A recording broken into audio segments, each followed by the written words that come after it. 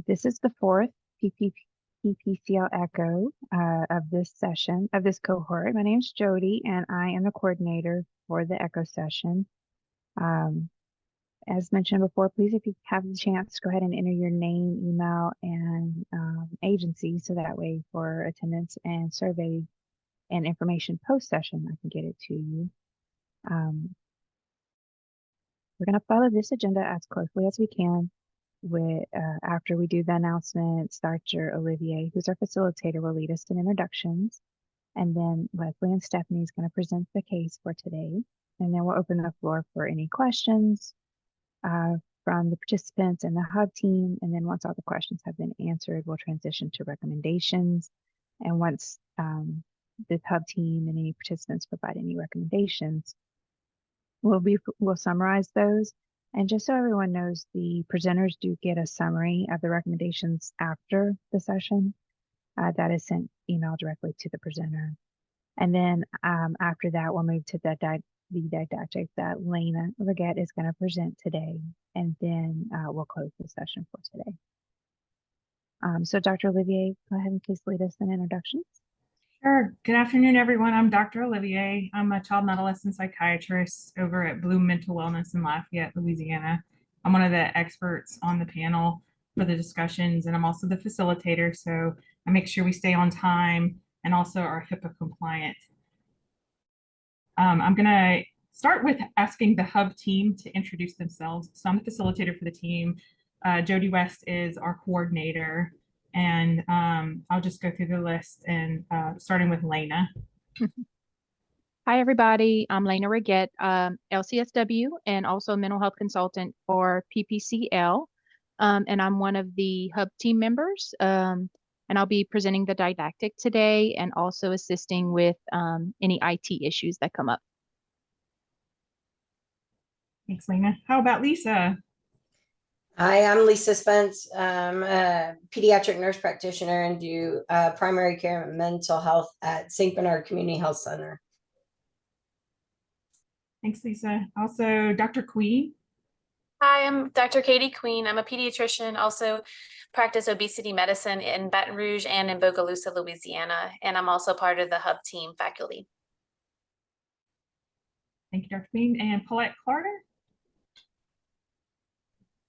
I'm actually not a member of the hub team, but I am the project director for PPCL.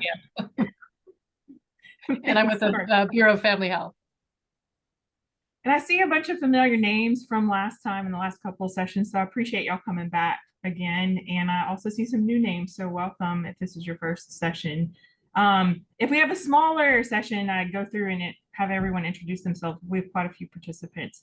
So I'll just ask our case presenters to introduce themselves and where they're from. That is Leslie and Stephanie today. Yeah, hi. I'm Leslie Brazier. I'm a pediatric nurse practitioner in Homer, Louisiana at Pelican Pediatrics. We're a rural health clinic. And I'll let Stephanie introduce herself. Hi, I'm Stephanie Shepard. I'm an LCSW, and I'm the counselor here in Pelican Pediatrics, working with pediatrics and adolescents. Thank you. All right, we'll go ahead and transition into our didactic presentation. Lena is presenting today. Awesome. Thanks, y'all. That was a great presentation. So wanted to talk with everybody today about discussing screening results with caregivers. So first, kind of thinking about early identification of developmental delays and mental health concerns. I think it's important to, create an environment in the clinic with, when presenting to patients and families that, you are as the clinician okay with the topic. We don't all have to be experts in every case and every topic. And so that's why we have supports like PPCL to support you guys with screening questions, mental health concerns, resources, all those good things.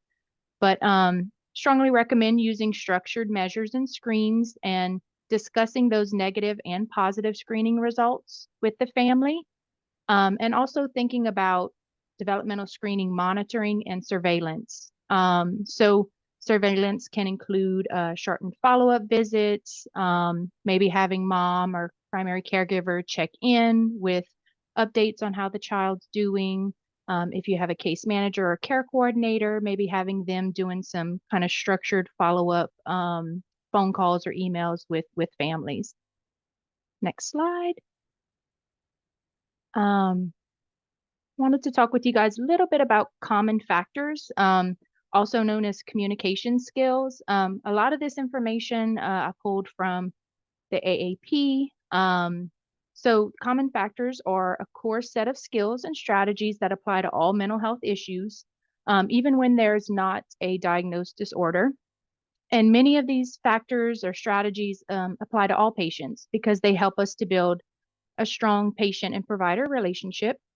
And so a lot of these skills allow us as clinicians to build a trusting and mutually respectful relationship with our patients and keep us attuned to our patients, which include forming therapeutic alliances and goals, expression of empathy, positive regard, and development of goals and kind of that mutual kind of self-motivation that we can instill with our patients and family.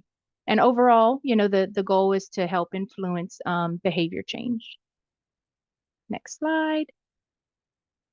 So how can these common factors be helpful? The first step in addressing social and mental health concerns is to engage the patient and the family in a way that kind of helps motivate them to take their own first step in their care. And these common factors build on pediatric clinicians' interpersonal skills, our knowledge of development and behavior, and ability to provide patient-centered care to help us bond with patients and encourage positive behavioral change. And so next slide helps us to think about, what can go wrong when screening and discussing screening.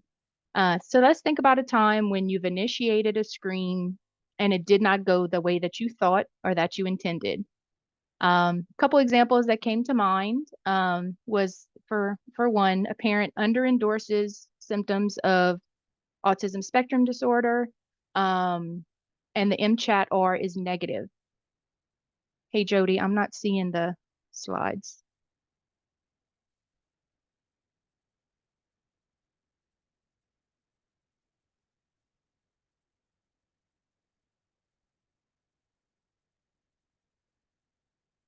There you go.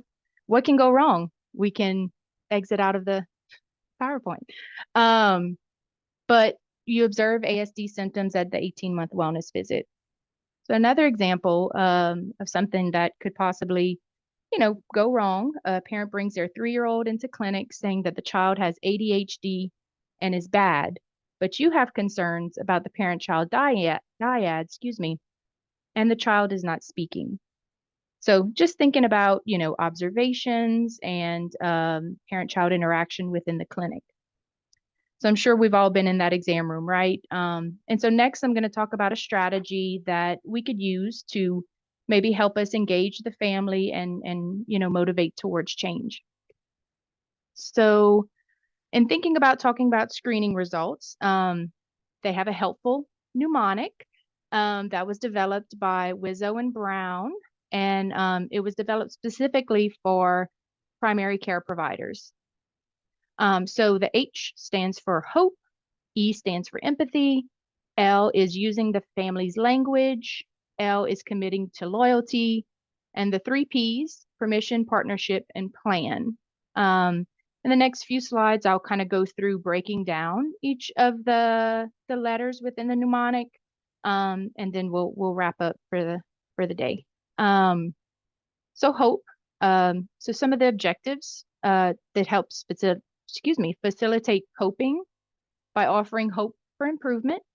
Hope helps to reinforce strengths and assets of the patient and the family. And with hope, we can utilize that to describe realistic expectations and encourage concrete steps towards those expectations. Empathy, thinking about communicating empathy by listening attentively, acknowledging the struggles and distress that the family may have or the child may be experiencing, and sharing in happiness experienced by the family. And also recognizing that understanding must precede the intervention. So an example of empathy could be something like, you say, it must be hard to feel embarrassed about seeing a therapist. I know I felt different about therapy after someone shared with me how their therapist has helped them. Can I explain how therapists help? Next slide, please. So looking at thinking about language, use the family's language about the event and the symptoms. So using person-centered language to respect the dignity, the worth, the unique qualities and strengths of each individual. Using the patient's own language, not a clinical label or clinician label, to reflect an understanding of the problem as they perceive it and to give the patients an opportunity to correct any misperceptions or misinterpretations. So an example could be, how would you describe what you're feeling?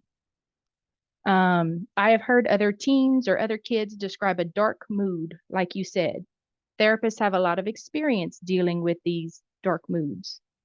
So kind of giving the child and the putting it into their language where, it can create some camaraderie and help the family feel more comfortable. Loyalty. An example could be, we'll be with you to help guide you through this and be as supportive as we can, and letting the family know that you will remain a safe resource for the family. And last but not least, the 3 Ps, permission. So a few objectives with permission, respecting the patient's autonomy by first getting their permission to ask more in-depth and potentially sensitive questions, or to suggest further evaluation or management. Some examples. I'm noticing how you filled out your depression screening, and I remember referring you to a therapist last year. Can I ask you some follow-up questions about how you filled out the form? Another example, can you tell me what my thoughts are about what you just told me? Or another example, can I share with you my thoughts on our next steps? So the next objective is partnership. So thinking about partnering with the patient to identify any barriers or resistance to addressing the problem. Thinking about collaboratively developing strategies to bypass or overcome those barriers, and then seeking agreement on steps that are achievable, that are aligned with the family's level of motivation. So some examples could be, let's think together about why you were hesitant about seeing a therapist. Let's think about why you were hesitant or embarrassed to tell your friends about seeing a therapist. Do you know anyone else who has seen a therapist? Can we decide together what is a realistic next step in addressing those feelings or symptoms? And lastly, a plan. Creating a clear plan is important. So based on the patient's preferences and the sense of urgency, establishing a solid plan to either expand the assessment and to facilitate a change of behavior or family routine, attempt a psychosocial intervention, seeking help from others, and including working towards like readiness to take one or more of those action steps.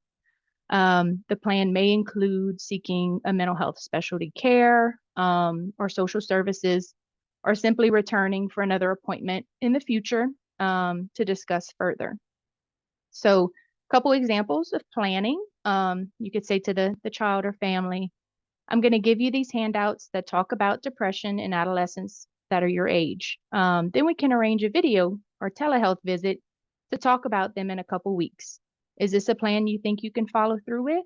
So setting those kind of small, digestible goals with the child or family could be really helpful.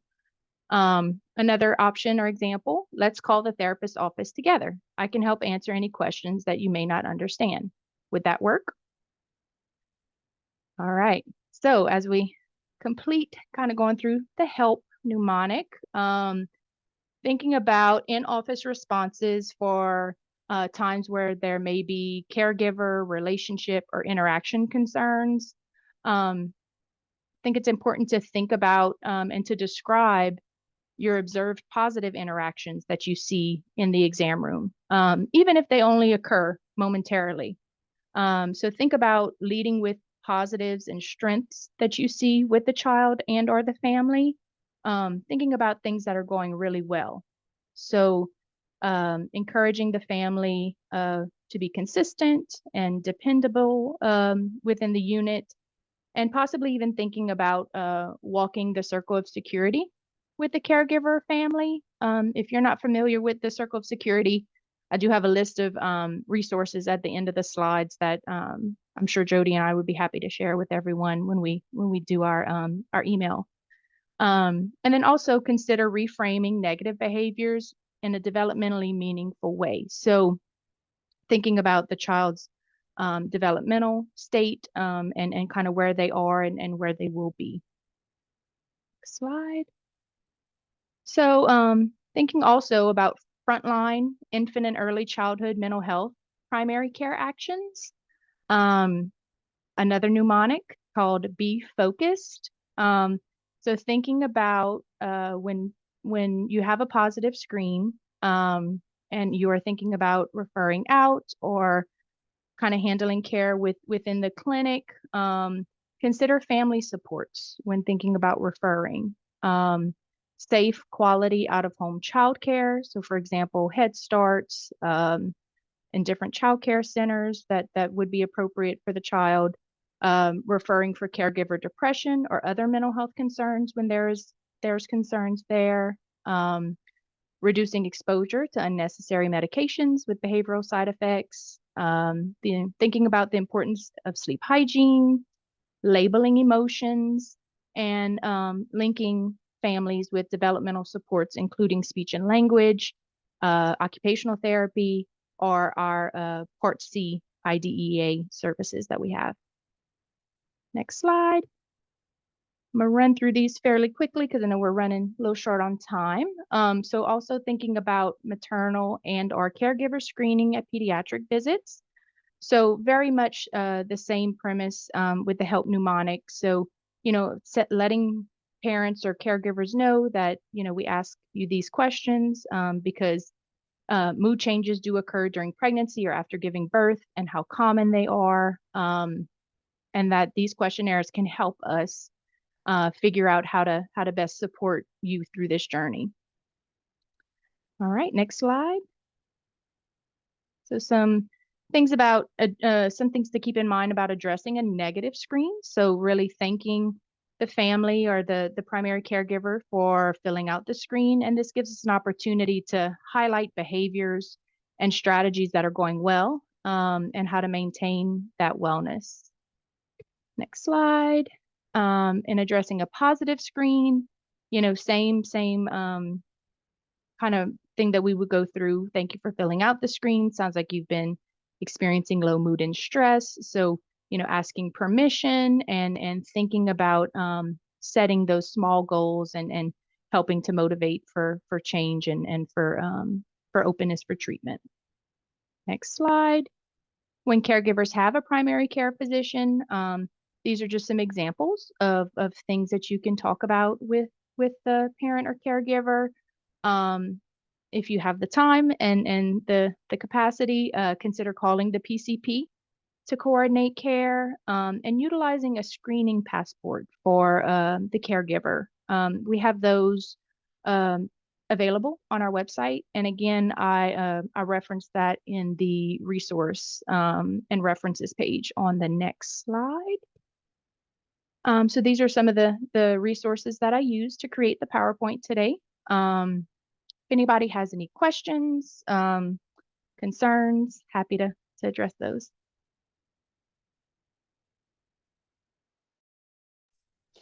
So I have a question.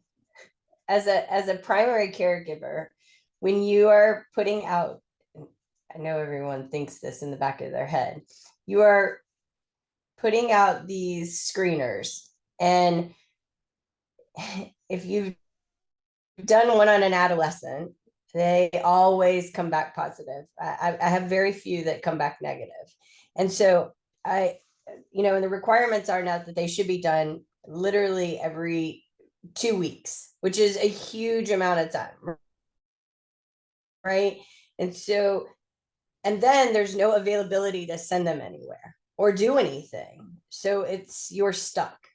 So as a primary care provider, what do you do? What would you suggest doing? Because there aren't counselors available, and if there are, they're 3 to 6 months out. You can't get them into the psychiatrist to see unless you're lucky enough to have Dr. Roy at your side, like I do. But I just wonder, for all these primary care providers that are having to do these screenings that are recommended per the AAP and Bright Futures, where do you go? What do you do? Yeah, I mean, so first suggestion would be give us a call. In thinking about the supports that PPCL can provide to providers. So I know sometimes it feels like there's absolutely no providers available. But to kind of toot our horn a little bit, I feel like we've been able to source and find providers even when we thought there were none. Even if that includes web-based resources, being able to kind of give you guys some support as far as like what to do in clinic, like little kind of tools that you can use with the child or adolescent within the clinic. Short follow-up visits, like just it varies based on, the individual child and family, but utilize the support that, PPCL is here to offer. That would be kind of I don't know if anyone else has some big suggestions. If I could just chime in here just a second. On the PHQ-9, which is the one that we administer here, there's one question down at the bottom that asks them if, or actually how, if they ever have or how often that they think about hurting themselves or somebody else. I think that if you don't have anywhere to send them, they've got a high score on one of those questionnaires, that you have to address that specific question right then and there. So I have like you said, a lot of teenagers have like 12, 13, 15 on that PHQ-9, but I always look down to make sure that they don't have a suicidal ideation, and then talk to them about that. Yeah, and then that's the importance of the PHQ-9. If what those questions at the bottom that screen for suicidality, if talking with, making sure that there's safety, and referring to the emergency room, if there's a plan and some active suicidal thoughts or ideation. And I think just to build off of, what Lisa, you've already kind of said, and then what Lena responded to you as far as, where the PPCL is concerned. The reason that the provider consultation line exists in our state and many states across the country is because there's a huge problem, right? Getting folks connected to resources as quick as we'd like to get them connected to resources, because wait times are astronomical and there's never as many providers as we wish that there were for any given specialty. But trying to start something while we do have that family or that patient in clinic and seeing what we can connect them with, even if it's not a perfect a perfect solution, we can get that plan started and get them some supports as we kind of wait for the other supports to be available and come online. So like it's never we can do nothing, right? There's always something that we can offer to bridge that gap and to sort of make use of the. And it is also a really good time so that they understand what the psychiatric emergencies are. What we want them to call 911 for, what we want them to go to the ER for. I feel like if we get that through, you've done a huge service. Mm-hmm. Thank you, Lena. Thank you for the presentation. Sure. Thank you to Leslie and Stephanie. That was an awesome case. I've dropped in the chat, if you all wouldn't mind, if you're looking for CEUs from attendance today, go ahead and complete this survey. You'll also get the link emailed to you in the follow-up email that goes out after this meeting. But if you want to just take 2 minutes real quick to complete that survey, the link is in the chat for you. And we really do read the feedback and take it to heart and try and implement any changes we need to make. So we appreciate detailed feedback.